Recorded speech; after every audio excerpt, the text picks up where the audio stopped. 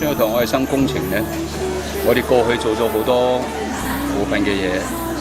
咁我發覺咧，做咗20幾年嘅扶貧咧，就幫到咗唔少嘅人啊。咁啊，依家21世紀呢個中國嘅時代，中國嘅環境改變好大，所以咧，我喺國內嘅時間比較長，所以我經常喺呢個貧窮嘅農村裏邊走嚟走去，就發覺佢哋好多同我哋所睇到嘅唔同嘅。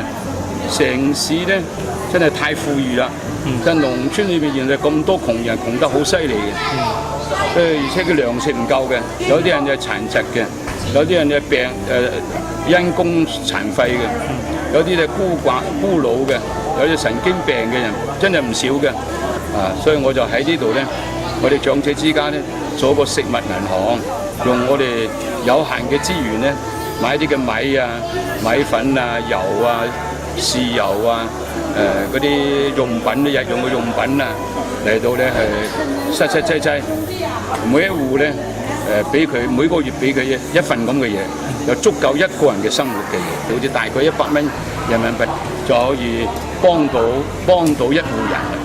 咁我覺得呢個做法好有意思。蓝牧師，您怎麼來區分傳教跟慈善呢？最主要是基督徒啊，就是說我的信仰。神改變我的生活就有愛心。你的困難我應該幫你。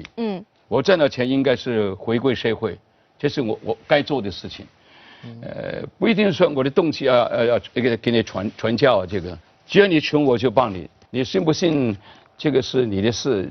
你覺得啊，你信耶穌呢很好啊，這樣幫助我，你信也好，那更好，我也喜歡。你不信也沒有，這個不關我的事，因為我已經做了。對不對？我已經做了我應盡的本分。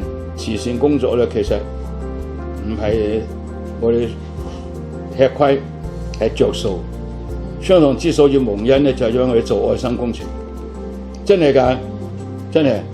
你睇過我嘅文章啊，96年我都講㗎啦已經啊。所以宣教堂同其他教會唔同嘅地方，有愛心工程，做到好多呢個愛心嘅嘢。幫到2000幾個細蚊仔讀書。